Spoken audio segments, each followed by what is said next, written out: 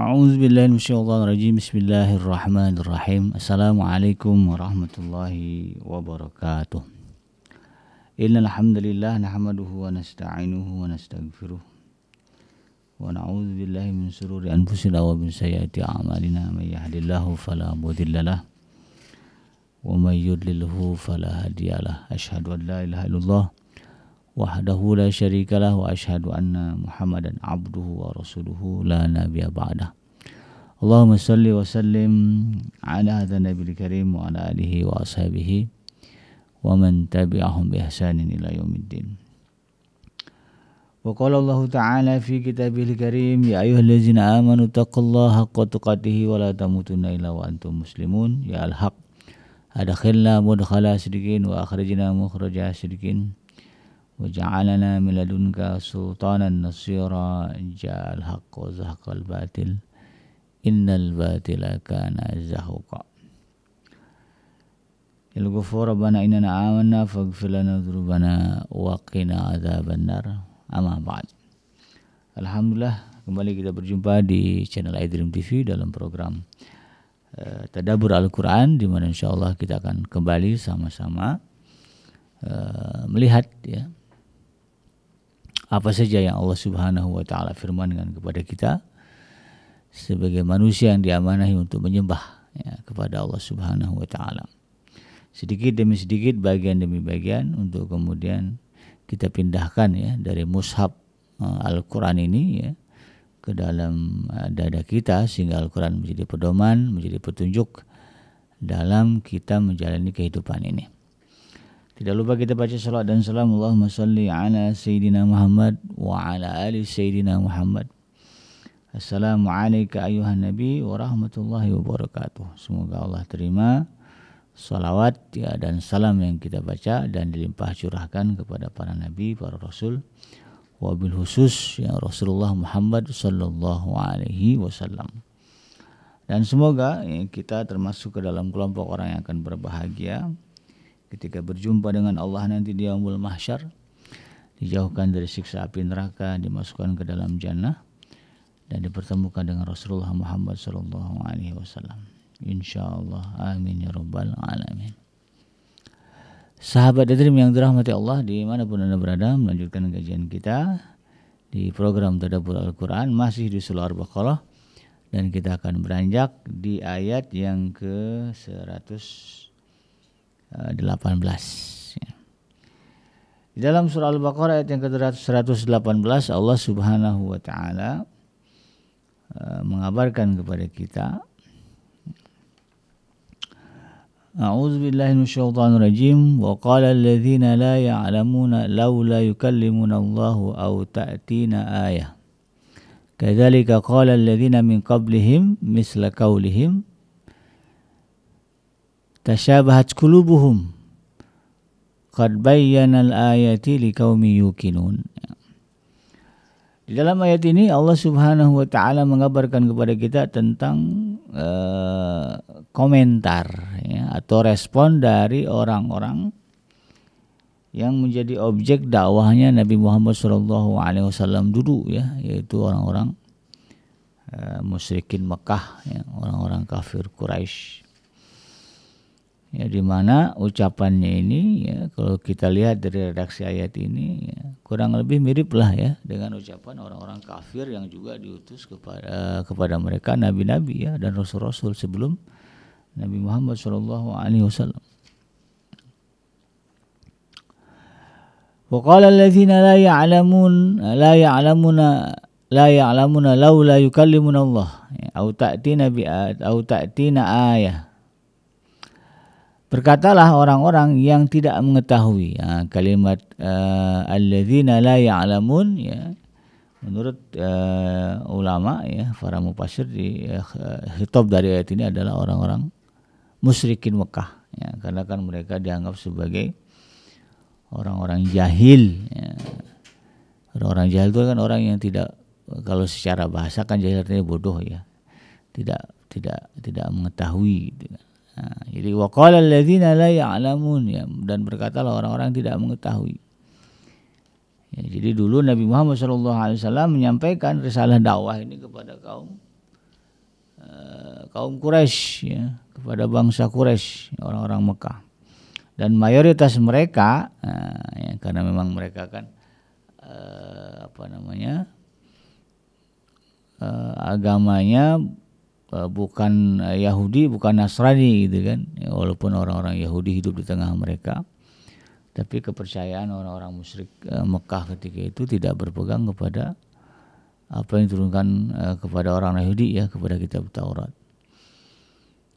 Nah, jadi mereka jahil ya dari agama langit ya, dari agama samawi. Yang yang sistematikanya ya, sistem ya, bukan sistematika ya. Jadi agama samawi itu kan jelas ya, dari baik yang diyakini oleh orang Yahudi dan juga orang-orang Nasrani bahwa Tuhan mengutus Rasul begitu kan. Nah, Rasul inilah yang kemudian mengajarkan, memberitahu ya bahwa ada Tuhan yang Maha Kuasa, Maha Esa ya, yang harus disembah begitu kan. Dan kita dan manusia harus hidup sebagaimana cara yang diajarkan oleh para rasul itu. Nah, menurut para ulama ya pada masa itu orang-orang musyrikin Makkah ya mereka gelap ya tentang hal itu, tidak tahu tentang hal itu. Karena mereka kan menyembah berhala begitu ya. Ya kalau Yahudi ya konsep monoteisme jelas ya, Nasrani juga sama ya. Cuman kan orang Nasrani terpecah gitu kan, ada yang meyakini Tuhan itu tiga. Ya, ada yang meyakini ya Nabi Isa ya, Nabi Isa itu adalah Tuhan, ada yang meyakini Nabi Isa itu adalah anak Tuhan gitu. Ada juga kemudian yang mengatakan ya Nabi Isa adalah utusan Tuhan gitu kan. Tapi pada prinsipnya mereka mengetahui adanya Tuhan gitu kan. Nah, sementara orang-orang musyrikin Mekah itu mereka awam ya, gelap tentang hal itu. Ya, apa yang mereka katakan? Laula yukallimunallahu ayat au ta'tina ayah. Ya. Mengapa ya, Allah tidak berbicara dengan kita atau mendatangkan kepada kita tanda-tandanya? Itu. Jadi mereka ketika Nabi Muhammad SAW datang menyampaikan risalah Allah Subhanahu Wa Taala, menyampaikan firman Allah yang menekankan tentang ketauhidan Allah ya, tentang ajaran tauhid bahwa Tuhan itu cuma satu ya. Ya tidak banyak ya sebagaimana anggapan orang-orang Quraisy ketika itu kan di sekeliling berhala itu banyak patungnya. Ada yang menyebutkan dalam riwayatnya ada 365 ya, sesuai dengan jumlah hitungan hari lah ya di sekitar Ka'bah itu yang disembah gitu kan. Maka kemudian ya Nabi Muhammad SAW datang kepada mereka dengan membawa risalah bahwa Tuhan itu hanya satu gitu kan. Ya, dan Tuhan itu tidak bisa dimanifestasikan, tidak bisa digambarkan ya dengan berhala, dengan patung. Jadi yang kalau mau nyembah Allah ya nggak usah melalui perantara bendahara ya, berhala ya. Jadi itu tauhidnya jelas seperti itu. Tapi kemudian responnya ya dari orang-orang kafir Quraisy ketika itu, ya orang-orang musyrik itu mengatakan kalau memanglah benar ya Tuhan itu cuma satu, gitu kan.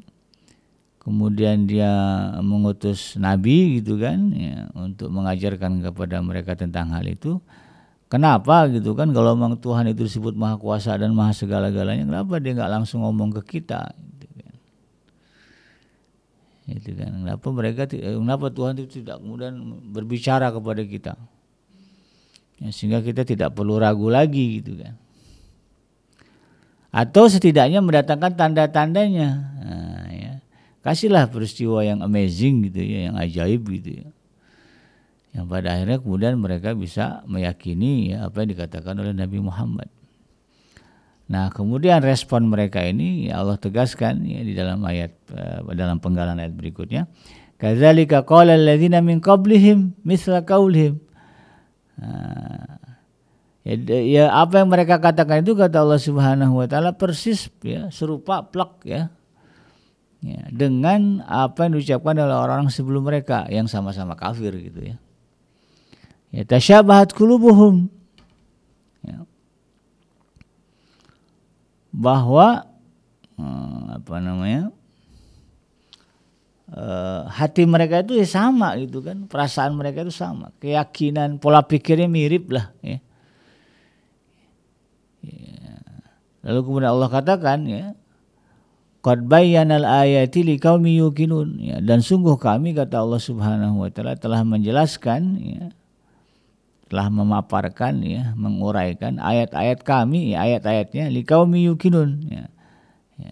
Menjelaskan tanda-tanda ya kekuasaan kami kata Allah liqaumi yuqinun, kepada kaum yang memiliki keyakinan, kepada kaum yang yakin.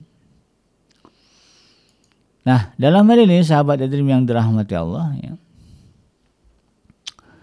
Nah, ini menjadi sebuah sebuah gambaran umum tentang bagaimana sebetulnya pola pikir orang-orang kafir ya, orang-orang musyrik begitu kan.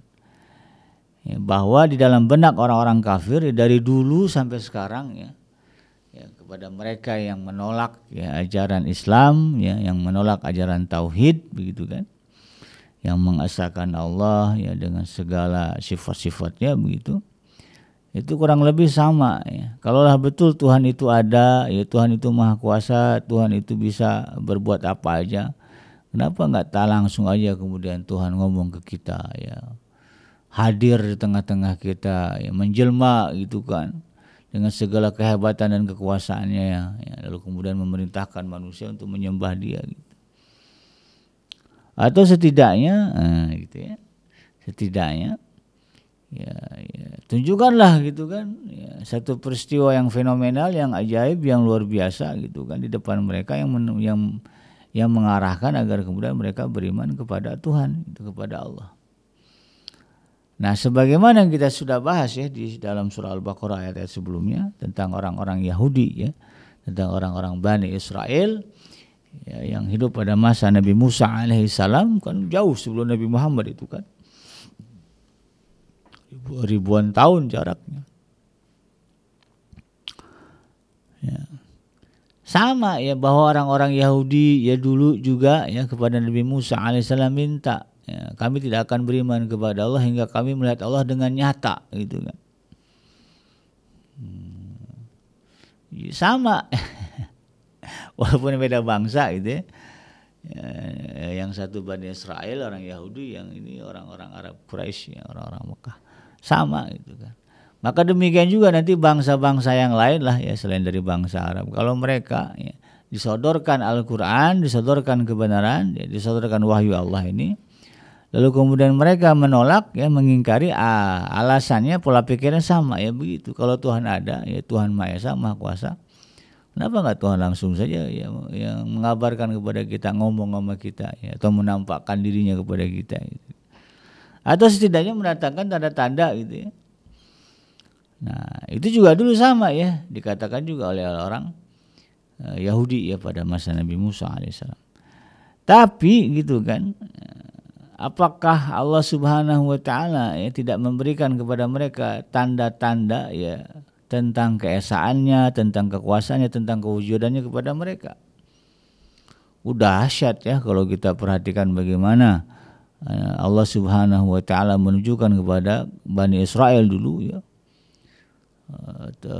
tentang segala kekuasaannya, yang menunjukkan agar mereka kemudian beriman kepada Allah dan tidak bisa menolak lagi gitu. Kepada pengikut Nabi Isa kan sama ya, mereka diturunkan ya, diberikan tanda hidangan turun, hidangan dari langit ya. Tapi prakteknya baik orang Yahudi dan juga orang Nasrani, meskipun sudah zahir ya, sudah nyata apa yang Allah Subhanahu wa taala tampakkan kepada mereka ya, tentang kewujudannya, tentang eksistensinya ya, bahwa dia adalah Tuhan yang wajib disembah itu kan. Maka itu diberikan melalui rasulnya itu mukjizat ya, tanda-tanda gitu kan, Tapi prakteknya kan lihat ya, ternyata masih juga ada orang yang mengingkari, padahal sudah jelas. Ya, kalau kita lihat peristiwa-peristiwa sebelumnya kan di dalam penjelasan tentang Bani Israel kan banyak ya. Mukjizat Nabi Musa itu kan luar biasa, yang terbesar itu kan membelah laut ya, yang paling fenomenal gitu kan. Ya bagaimana mungkin Nabi ya, orang biasa bisa begitu, tapi Nabi Musa bisa melakukan itu. Kemudian juga dia bisa ya dengan izin Allah memancarkan air dari batu. Bagaimana batu bisa mengeluarkan air begitu kan? Ya, apalagi banyak ya, tongkat berubah menjadi ular. Ya, itu kan ditunjukkan oleh Nabi Musa itu kan. Tapi kemudian apakah semua orang-orang Yahudi yang mengikuti yang hidup pada zaman Nabi Musa kemudian mendengar ya, risalah ya Nabi Musa alaihissalam beriman? Enggak juga ternyata. Bahkan mayoritasnya sampai hari ini ya mereka menjadi kaum yang membangkang, kaum yang menolak kebenaran. Pada Nabi Isa itu sama kan, ada muridnya yang kemudian berkhianat ya, yang kemudian malah berusaha ya melenyapkan Nabi Allah Isa alaihissalam. Maka kemudian hukumannya berat ya. Bahwa kemudian Yudas Iskariot yang disebutkan sebagai murid Nabi Isa yang berkhianat ini, padahal dia sudah melihat juga itu hidangan dari langit. Yang lainnya beriman, dia enggak. Hukumannya ya disalib ya, karena diserupakan wajahnya dengan Nabi Isa alaihissalam. Bani Israel ya, ketika mereka kemudian membantah ya, menolak ya, atau kembali kepada kekufuran ya, setelah datang kepada mereka bukti-bukti yang nyata, ya Allah siksa juga kan, luar biasa siksaannya kan.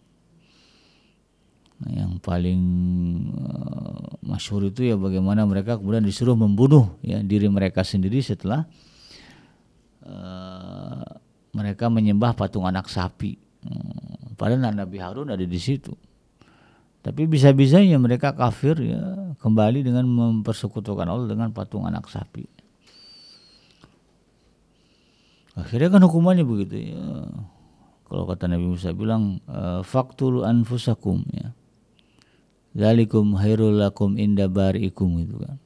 Kalau memang kalian mau selamat nanti di akhirat, udah bunuh diri aja gitu, gara-gara dosa yang besar ya. Kenapa besar? Karena mereka sudah melihat itu tadi. Segala mukjizat ya, kebesaran yang Allah berikan kepada nabinya. Nggak ada alasan lagi untuk kemudian mengingkari gitu kan, tapi masih juga ingkar ya begitulah ya, berat hukumannya. Nah ya, orang-orang Yahudi orang-orang musyrikin Mekah ya punya pemikiran yang sama, bahwa mereka kemudian mengatakan kalau memang benar Muhammad itu Tuhan itu ada sebagaimana dikatakan oleh Muhammad, kenapa Tuhan nggak langsung ngomong kepada kita? Ya. Jadi orang-orang musyrikin Mekah ketika itu mengatakan, mengapa Allah tidak langsung berbicara dengan mereka? Ya? Kenapa Tuhan nggak turun langsung untuk menerangkan bahwa Nabi Muhammad adalah utusannya gitu kan, Al-Quran adalah wahyunya gitu kan?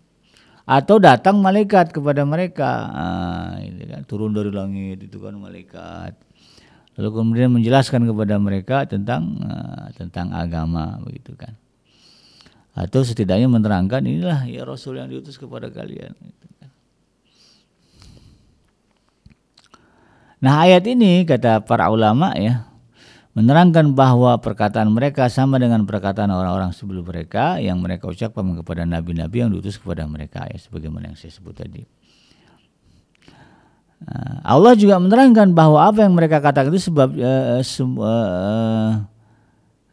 sama ya. Kenapa kok ucapannya plak mirip gitu kan? Ya, kata Allah Subhanahu wa taala, hal itu disebabkan apa? Keingkaran atau kedengkian ya mereka kepada Nabi Muhammad SAW, bukan karena tidak adanya dalil atau bukti-bukti ya yang ditetapkan Allah. Ya, itu kan. Banyak ya bagaimana Allah menunjukkan bahwa Nabi Muhammad ini adalah utusannya kepada orang-orang musyrikin Mekah itu kan. Abu Sufyan aja dulu melihat itu ketika dia perang ya, itu kan dia melihat ya pasukan kaum muslim itu sepertinya dibantu oleh tentara berjubah putih berkuda putih gitu ya, yang nggak pernah dia lihat, yang nggak pernah dia kenal dalam medan perang ya, di perang Badar gitu ya. Sehingga kemudian mereka kalah. Abu Sufyan menyaksikan itu, tapi kan dia tetap bertahan di dalam kekafirannya, sampailah kemudian ketika dia menyadari itu semua menjelang peristiwa Fathu Mekah ya. Jadi pada prinsipnya kalau dirunut ya berdasarkan begitu kan ya, peristiwa terdahulu sampai pada masa Nabi Muhammad ya, yang menjadi ibrah bagi kita adalah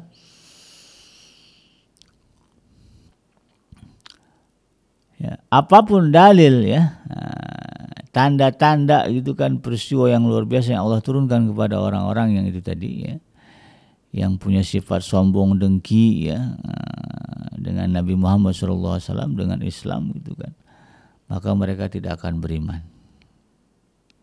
Nah, perkataan orang terdahulu yang sama dengan perkataan orang musyrik itu ya, menurut para mufassir sebagaimana disebut di dalam Al-Quran seperti perkataan orang-orang Yahudi ya, sebagaimana disebutkan di dalam surah An-Nisa ayat 153 ya. Wa iz qultum ya Musa lan nu'mina laka hatta narallaha jahrah. Ya. Dan ingatlah ketika kamu ya, maksudnya orang-orang Yahudi ya, berkata, wahai Musa, kami tidak akan beriman kepada kamu sebelum kami melihat Allah dengan jelas. Ya. Ucapan orang-orang Yahudi gitu ya. Dijelaskan juga di dalam surah Al-Baqarah ayat 260 ayat ke-61 ya. Wa iz qultum ya Musa ya lan nasbiru ala ta'amin wahid ya. Fad'u lana rabbaka yukhrij lana mimma tumbitul ardu min baqliha wa kithaiha wa fumiha wa adasiha wa basaliha ya. Dan ingatlah ketika kalian berkata ya, wahai Musa, kami tidak tahan hanya dengan satu makanan saja ya. Mohonlah kepada Tuhanmu untuk kami agar Dia memberikan kami apa yang ditumbuhkan bumi seperti sayur mayur ya, mentimun, bawang putih, kacang adas dan bawang merah. Dikasih ya. Diturunin bukan dikasih ya. Kan mereka itu menyeberangi Laut Merah ya, untuk kemudian hijrah itu kan, kembali ke kampung halaman Nabi Yakub gitu kan. Itu kan mereka selama perjalanan itu kan bekal habis ya, lalu kemudian Allah turunkan mana dan salwa tadi kan ya, setiap pagi mereka dapat itu gitu kan ya, bisa dimakan untuk survive gitu kan. Dan itu kan hal yang luar biasa ya, di satu tempat yang rasanya tidak mungkin mereka bisa bertahan hidup, kemudian ternyata ada makanan, ada sumber makanan yang Allah kasih. Itu kan dua peristiwa yang luar biasa gitu kan, bukan peristiwa yang bukan kaleng-kaleng gitu ya. Tapi tetap kan mereka kemudian pada akhirnya sebagian besar dari mereka tetap kafir ya, berani kafir begitu, berani mengingkari. Nah, dan juga perkataan orang-orang Nasrani kepada Nabi Isa alaihissalam sebagaimana disebutkan di dalam surah Al-Maidah ya. Surah Al-Maidah ayat yang ke-112 ya. Ya, tentang hidangan dari langitnya. Iz qala al-hawariyuna ya Isa ibn Maryam ya hal yastati'u rabbuka ayunazil alaina ma'idatan minas sama ya. Dan ingatlah ketika pengikut-pengikut Isa berkata, wahai Isa putra Maryam, bersediakah Tuhan menurunkan hidangan dari langit kepada kami itu kan. Diturunkan ya, tapi kan ada juga itu yang kafir ya. Udah jelas-jelas itu peristiwa luar biasa, masih kafir juga. Nah, dalam hal ini ya, Allah Subhanahu wa taala juga menjelaskan ya, bahwa orang-orang kafir memang tidak akan beriman ya, walau keterangan atau bukti apapun diturunkan kepada mereka ya. Sebagaimana yang disebutkan dalam surah Al-An'am ayat yang ke-7 ya. Walau nazzalna 'alaika kitaban fi qirtas ya. falamasuhu biaidihim laqala allazina kafaru in hadza illa syihrun mubin. Ujung-ujungnya sama itu ya. Apa itu?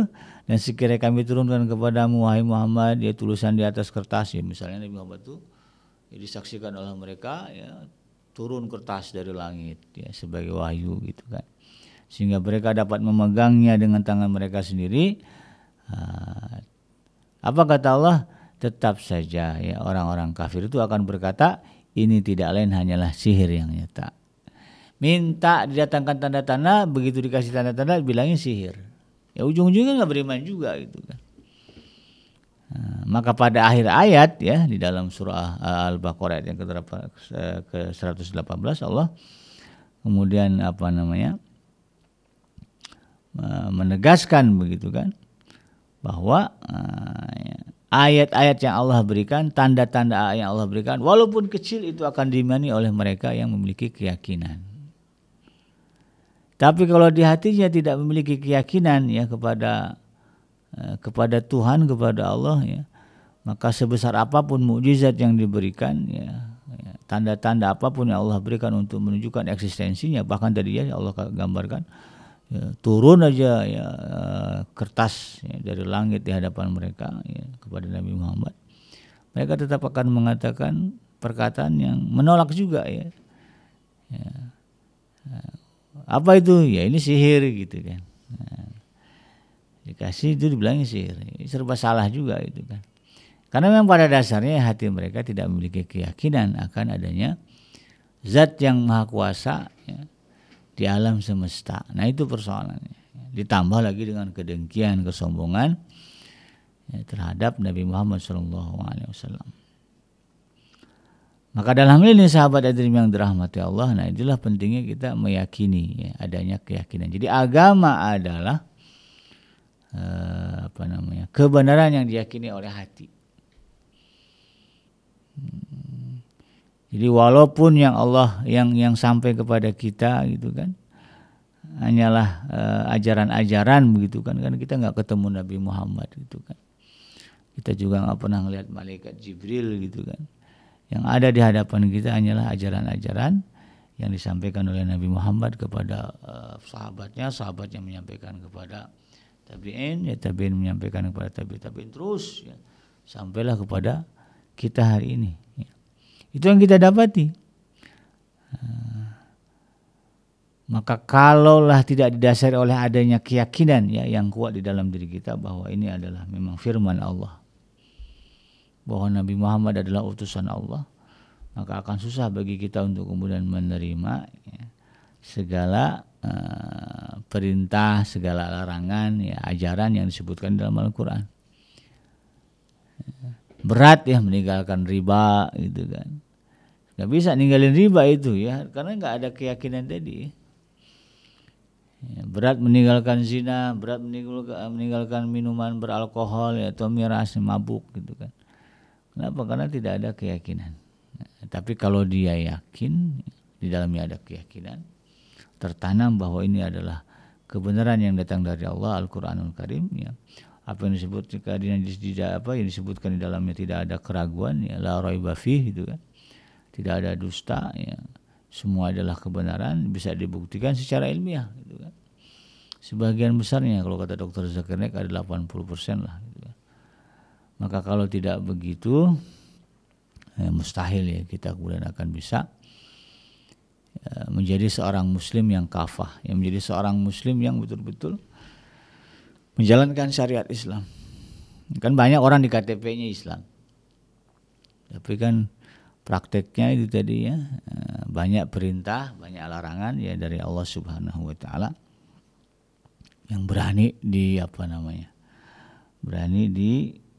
dibantah, ya, dilanggar. Oleh karena itu ya kita berdoa kepada Allah, mudah-mudahan kita termasuk ke dalam kelompok orang yang memiliki keyakinan yang kuat ya terhadap agama Islam, terhadap Al-Quran ya yang diturunkan oleh Allah Subhanahu wa taala ya, kepada ajaran-ajaran yang dicontohkan ya dalam sunnah Nabi Muhammad SAW. Sehingga kemudian kita ya dengan mudah bisa menjadi seorang mukmin ya, yang patuh ya, rajin beramal saleh gitu kan. Ya, berusaha menghindari segala dosa dan kemaksiatan. Demikian sahabat Dream ya, mudah-mudahan bermanfaat. Yang mudah datangnya dari Allah, yang salah semata-mata lahir dari kealfaan dan kehilapan saya pribadi. Saya bikin pamit undur. Hasbiyallahu la ilaha illa huwa alaihi tawakkaltu wa huwa rabbul arsyil azim. Subhanaka Allahumma rabbana wa bihamdika asyhadu an la ilaha illa anta astaghfiruka wa atubu ilaik. Walhamdulillahirabbil alamin. Assalamualaikum warahmatullahi wabarakatuh.